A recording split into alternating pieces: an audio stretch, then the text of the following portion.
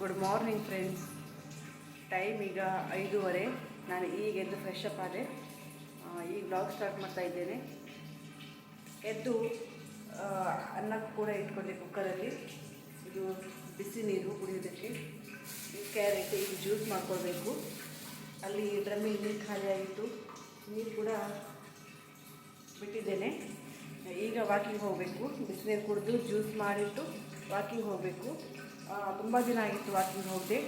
ಜಗನ್ನಾಥನ ದರ್ಶನ ಮಾಡ್ಕೊಂಡು ಬಂದ ನಂತರ ನಾನು ವಾಕಿಂಗ್ ಹೋಗಲಿಲ್ಲ, ಯಾಕಂದರೆ ಸ್ವಲ್ಪ ಟಯರ್ಡ್ ಆಗಿತ್ತು. ಮತ್ತು ಅಲ್ಲಿ ನಡೆದು ತುಂಬ ಕಾಲು ನೋವಾಗಿತ್ತು. ಸೊ ಹಾಗಾಗಿ ನಾನು ಹೋಗಿರಲಿಲ್ಲ. ಇವತ್ತಿನ ಮತ್ತೆ ರೊಟೀನ್ನ ಕಂಟಿನ್ಯೂ ಮಾಡ್ತೇನೆ. ಜಗನ್ನಾಥನ ದರ್ಶನ ಅಂತೂ ತುಂಬ ಚೆನ್ನಾಗಿ ಆಯಿತು. ದಿನದಲ್ಲಿ 4 ಸಲ ದರ್ಶನ ಮಾಡಿದೆ. ಅದೇ ಖುಷಿ, ಜೀವನದಲ್ಲಿ ದೊಡ್ಡ ಖುಷಿನೇ ಅಂತ ಹೇಳ್ಬೋದು ಅದನ್ನ. ಯಾಕಂದರೆ ಅದು ಈಸಿ ಇಲ್ಲ ಆ ದರ್ಶನ ಮಾಡೋದು.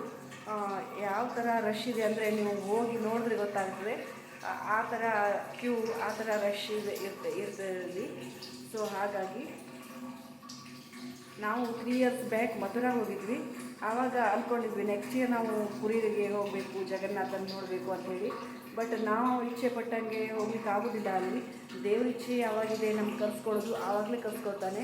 ಇದಕ್ಕೆ ಇದೇ ಸಾಕ್ಷಿ. ಯಾಕಂದರೆ 3 ವರ್ಷ ಆಯಿತು. ಅದ ನಂತರ ನಮಗೆ ಹೋಗಲಿಕ್ಕೆ ಆಗಲಿಲ್ಲ. ಈಗ ಕಾಲ ಕೂಡಿ ಬಂತು, ಹಾಗಾಗಿ ಹೋಗಿ ಬಂದ್ವಿ. ತುಂಬ ಚೆನ್ನಾಗಿತ್ತು ದರ್ಶನ ಎಲ್ಲ ಊರೆಲ್ಲ ನೋಡ್ಕೊಂಡು, ಒರಿಸ್ಸಾ ಊರೆಲ್ಲ ನೋಡ್ಕೊಂಡು ಬಂದ್ವಿ. ಈಗ ಬೇಗ ಕ್ಯಾರೆಟ್ ಜ್ಯೂಸ್ ಮಾಡಿಕೊಂಡು ಕುಡಿಯೋದಿಲ್ಲ. ವಾಕಿಂಗ್ ಹೋಗಿ ಬಂದಮೇಲೆ ಕುಡಿಯೋದು. ಮಾಡ್ಕೊಳ್ಳೋಣ ಆಮೇಲೆ ಸಿಗ್ತೇನೆ. ಡೈಲಿ ಒಂದು ಅರ್ಧ ಗಂಟೆ ವಾಕಿಂಗ್ ಮಾಡೋದು. ಸೊ ಹಾಗಾಗಿ 6:20, 25 ಹೀಗೆ ಮನೆಯಿಂದ ಬಂದರೆ 6:40 ಹೋಗ್ತೇನೆ. ಇವತ್ತು ಜೋಳದ ರೊಟ್ಟಿ ಮಾಡೋಣ ಅಂಥೇಳಿ ಬೆಳಗಿನ ತಿಂಡಿಗೆ. ಅದಕ್ಕೆ ನಾನು ಯಾವಾಗಲೂ ಬೆಳ್ಳುಳ್ಳಿ ಚಟ್ನಿ ಮಾಡೋದು, ಆದರೆ ಇವತ್ತು ಸ್ವಲ್ಪ ಡಿಫ್ರೆಂಟ್ ಆಗಿರಲಿ ಅಂತ ಹೇಳಿ ಈ ಹಸಿಮೆಣಸಿನಕಾಯಿನ ಚಟ್ನಿ ಅಂದರೆ ಖಾರ ಚಟ್ನಿ ಮಾಡಿದ್ದೇನೆ. ಇದರ ರೆಸಿಪಿನ ಇನ್ನೊಂದು ಸಲ ನಿಮ್ಗೆ ಶೇರ್ ಮಾಡ್ಕೊಳ್ತೀನಿ, ಈಗ ಶೇರ್ ಮಾಡಲಿಲ್ಲ. ಜೋಳದ ರೊಟ್ಟಿ ಜೊತೆ ಈ ಚಟ್ನಿ ಅಂತೂ ಸೂಪರ್ ಕಾಂಬಿನೇಷನ್. ನೀವು ಒಂದು ಸಲ ಮಾಡಿದರೆ ಅದನ್ನ ವಾಪಸ್ ಅದನ್ನೇ ಮಾಡ್ತೀರಿ, ಅಷ್ಟು ಚೆನ್ನಾಗಿರುತ್ತೆ ಇದು.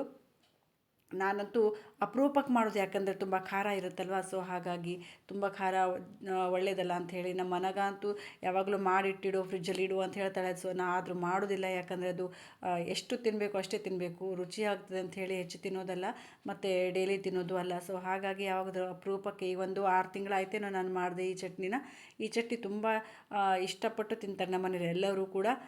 ಈ ರೆಸಿಪಿನ ಇನ್ನೊಂದು ಸಲ ನಿಮಗೆ ಶೇರ್ ಮಾಡ್ತೇನೆ. ಈಗ ರೆಸಿಪಿ ನಾನು ಕ್ಯಾಪ್ಚರ್ ಮಾಡಲಿಲ್ಲ ವಿಡಿಯೋನ. ಸೊ ಹಾಗಾಗಿ ಇಲ್ಲಿ ನಾನೀಗ ಈಗ ಎಷ್ಟು ಟೈಮ್ 11:30. ಈಗ ನಾನು ಬೆಂಡೆಕಾಯಿ ಪಲ್ಯ ಮಾಡ್ಕೊಳ್ಳೋಣ ಅಂತೇಳಿ ಬೆಂಡೆಕಾಯಿ ಪಲ್ಯ ಇಟ್ಟೆ.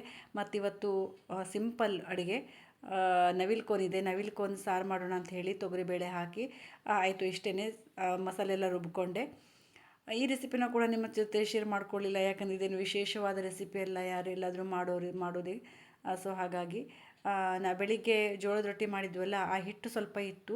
ಆವಾಗಲೇ ಲಟ್ಸ್ಲಿಕ್ಕೆ ಲೇಟ್ ಆಯಿತು, ಅನಗಂಗೆ ಸ್ಕೂಲಿಗೆ ಬಿಡಲಿಕ್ಕೆಲ್ಲ. ಸೊ ಹಾಗಾಗಿ ನಾವು ಎಷ್ಟು ಬೇಕೋ ತಿಂಡಿಗೆ ಅಷ್ಟೇ ಮಾಡಿಟ್ಟು ವಾಪಸ್ ಉಳಿದಿರುವ ಹಿಟ್ಟನ್ನು ಹಾಗೆ ಇಟ್ಟಿದ್ವಿ. ಈಗ ಅಡುಗೆ ಮಾಡ್ತಾ ಬೇಯಿಸ್ಕೊಳ್ಳಿಕ್ಕಾಗ್ತದೆ ಅಂಥೇಳಿ ನಮ್ಮ ಅತ್ತೆಗೆ ಸ್ವಲ್ಪ ಲಟ್ಸ್ಕೊಡು ಅಂತ ಹೇಳಿದೆ. ಅವ್ರು ಲಟ್ಸ್ಕೊಡ್ತಾಯಿದ್ರು, ನಾನು ಬೇಯಿಸ್ಕೊಳ್ತಾ ಇದ್ದೆ. ನೋಡಿ, ನವಿಲ್ಕೋನ್ ಸಾರು ರೆಡಿ ಆಯಿತು, ಬೆಂಡೆಕಾಯಿ ಪಲ್ಯ ಕೂಡ ರೆಡಿ ಆಯಿತು. ಇವತ್ತಿನ ಅಡುಗೆ ಇಷ್ಟೇ.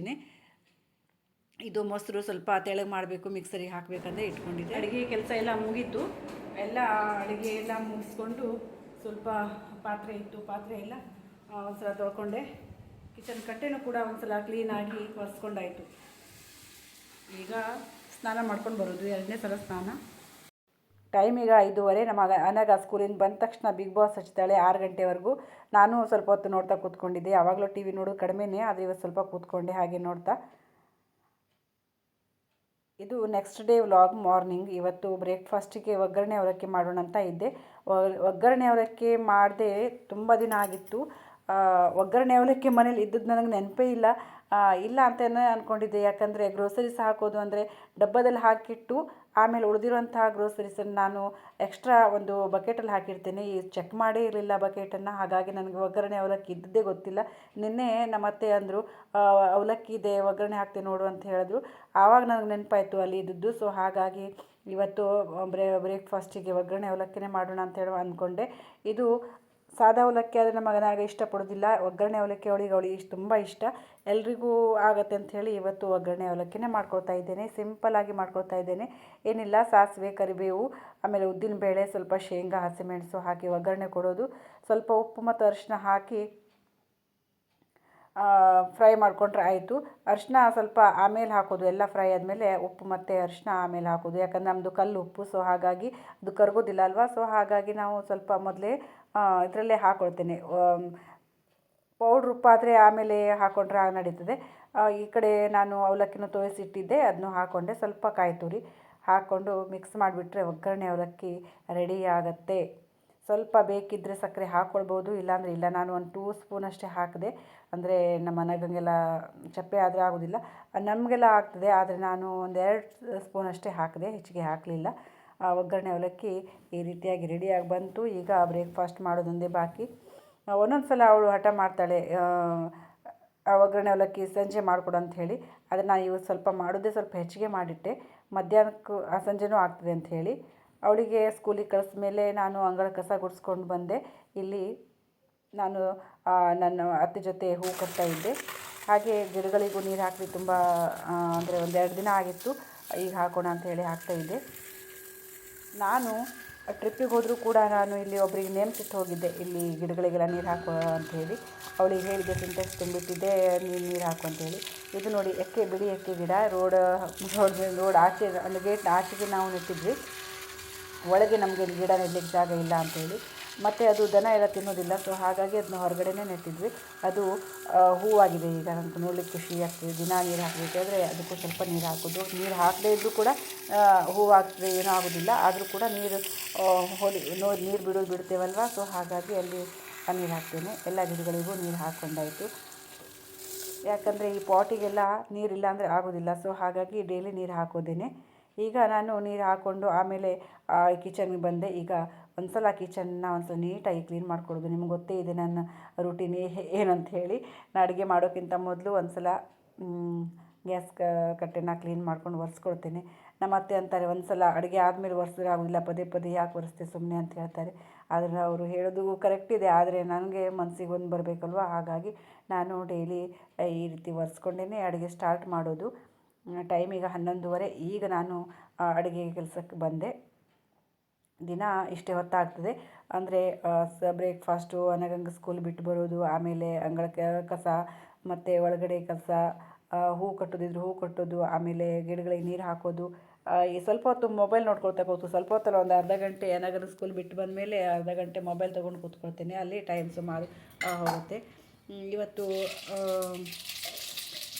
ಅಡುಗೆ ಸ್ಟಾರ್ಟ್ ಮಾಡ್ತಾನೆ ಇದ್ದೇನೆ. ಈಗ ಏನು ಮಾಡ್ತಾಯಿದ್ದೇನೆ ನೀವು ನೋಡಿ,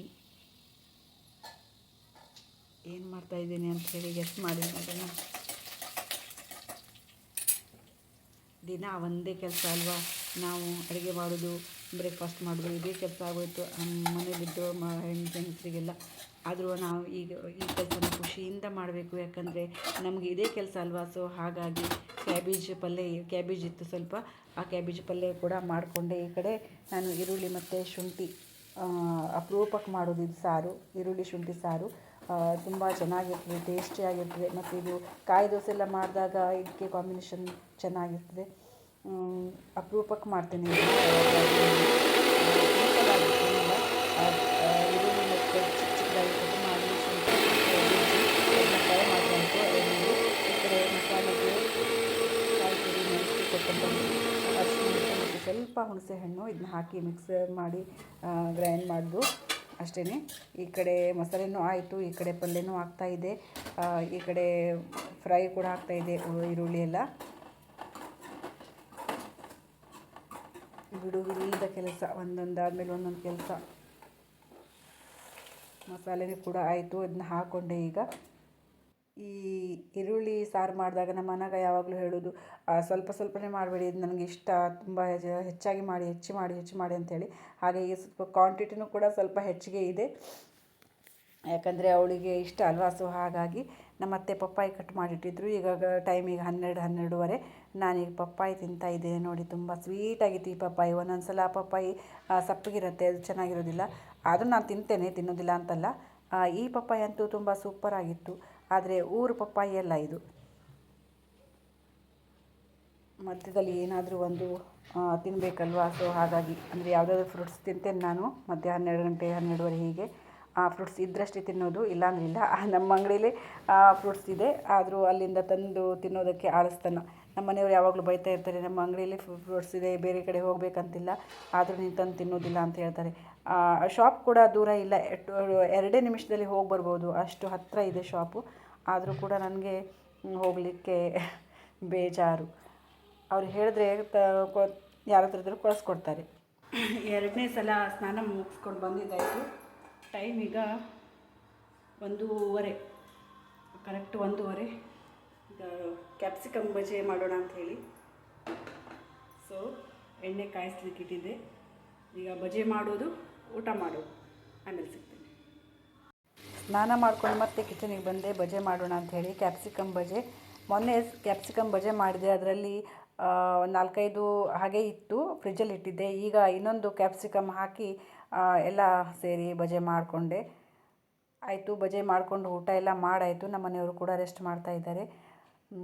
ಊಟ ಆದಮೇಲೆ ಪಾತ್ರೆ ತೊಳೆಯೋ ಕೆಲಸ ಗೊತ್ತಿದೆ ಅಲ್ವಾ. ಊಟ ಆದಮೇಲೆ ಹಾಗೆ ಎದ್ದೋಗೋದಾಗುತ್ತಾ, ಪಾತ್ರೆ ತೊಳಿಬೇಕು, ಕ್ಲೀನ್ ಮಾಡ್ಕೊಳ್ಬೇಕು ಎಲ್ಲ. ಸೊ ಹಾಗಾಗಿ ಎಲ್ಲ ಪಾತ್ರೆ ತೊಳ್ಕೊಂಡೆ. ಒಂಥರ ಎಲ್ಲ ದಿನದ ಕೆಲಸ ಮಾಡೋದಂದರೆ ಖುಷಿನೇ. ಬೆಳಿಗ್ಗೆ ಎದ್ದ ತಕ್ಷಣ ಶುರುವಾಗೋ ರೂಟೀನು ರಾತ್ರಿ ಮಲಗೋವರೆಗೂ ಕೆಲಸ. ಹೌಸ್ ವೈಫ್ ಅಂದರೆ ಹಾಗೆ ಅಲ್ವಾ, ಕೆಲಸನೇ ಕೆಲಸ. ಎಲ್ಲ ಪಾತ್ರೆ ತೊಳೆದು ಒಂದು ಸಲ ನೀಟಾಗಿ ಕಿಚನನ್ನು ಕ್ಲೀನ್ ಮಾಡಿಕೊಂಡೆ. ಡೈಲಿ ರೂಟೀನು ಇದು. ವಿಡಿಯೋವನ್ನು ಇಲ್ಲಿಗೆ ಎಂಡ್ ಮಾಡ್ತೇನೆ. ವಿಡಿಯೋ ಇಷ್ಟ ಆದರೆ ಒಂದು ಲೈಕ್ ಮಾಡಿ, ಶೇರ್ ಮಾಡಿ, ಕಮೆಂಟ್ ಮಾಡಿ. ಚಾನೆಲ್ನ ಯಾರೆಲ್ಲ ಸಬ್ಸ್ಕ್ರೈಬ್ ಮಾಡಿಲ್ಲ ಇನ್ನೂ ಕೂಡ ಸಬ್ಸ್ಕ್ರೈಬ್ ಮಾಡಿಕೊಂಡು ವಿಡಿಯೋನ ನೋಡಿ. Thank you.